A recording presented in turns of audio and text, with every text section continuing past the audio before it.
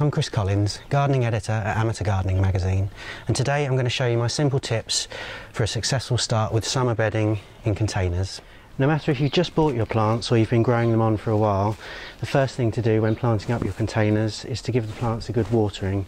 This reduces the stress that they go through in the transplanting stage.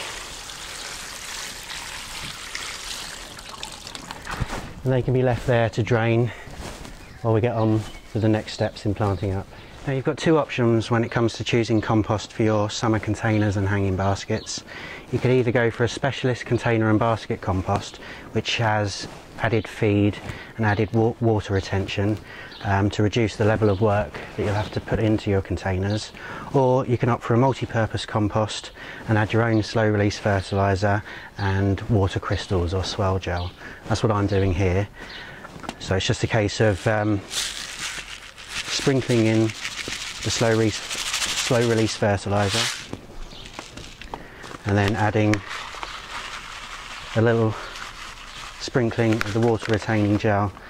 I don't go over the top with the water retaining gel because it does swell once it's wetted, and what you can find is that once planted and watered in, it expands and pushes everything out of the pot. So err on the side of caution when it comes to that. Now I've already mixed the two into the compost in the container here, which I've part filled because I want to show you a planting trick for working in the confines of a container. When you're packing a lot of plants into the confines of a small container, it can be difficult to fill in around the root balls when you're planting them up without covering all the foliage in compost. So for a neat and tidy finish, what I like to do is remove the plants from their pots, and once you know where you want to set them out in the container, set their pots in place and then simply fill around them with the compost like so.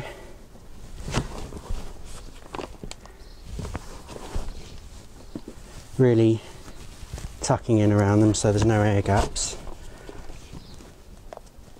levelling off.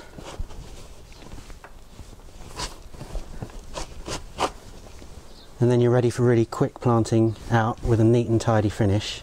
So I might as well start in the centre here. So I take out the empty pot and I've got the perfect planting hole to drop this geranium into. Now I've set the geranium in the middle because it's an upright summer bedding plant and it won't crowd out too much with the trailers that I'm putting around the sides. And for the trailing habit, I've gone for Calibrachoa, and again simply remove the pot and drop the plant in place.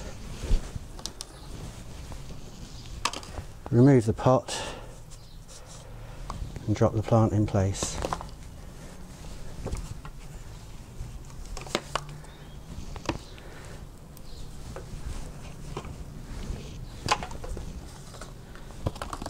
For a neat and tidy finish.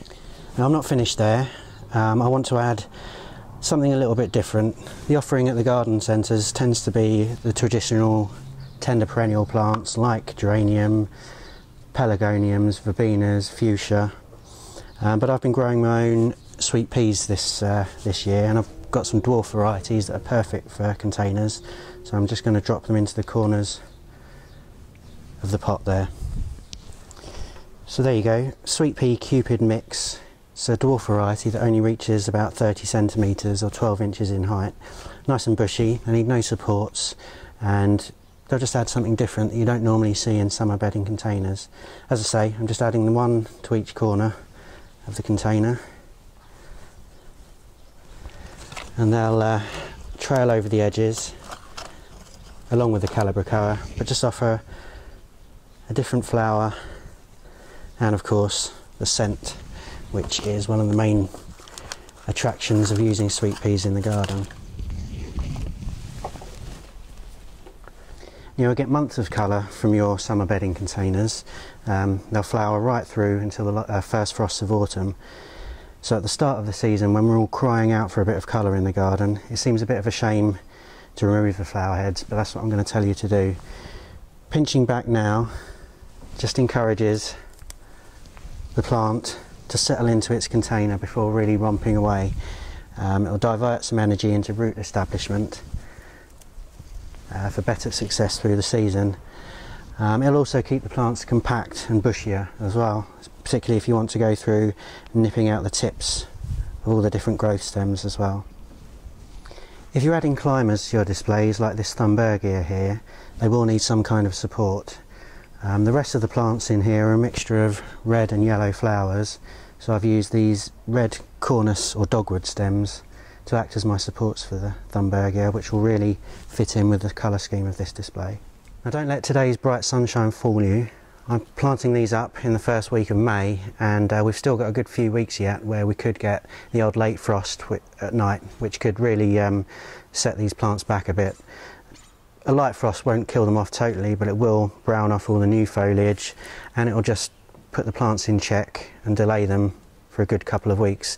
So if you can, keep the pots that you plant up small enough to handle so you can lift them, and I'll be putting these into the conservatory each evening, particularly if the weatherman is predicting a frost for the night. Towards the tail end of May they can then be hardened off, left out on warmer nights to toughen them up and get them ready for putting in place for the rest of summer.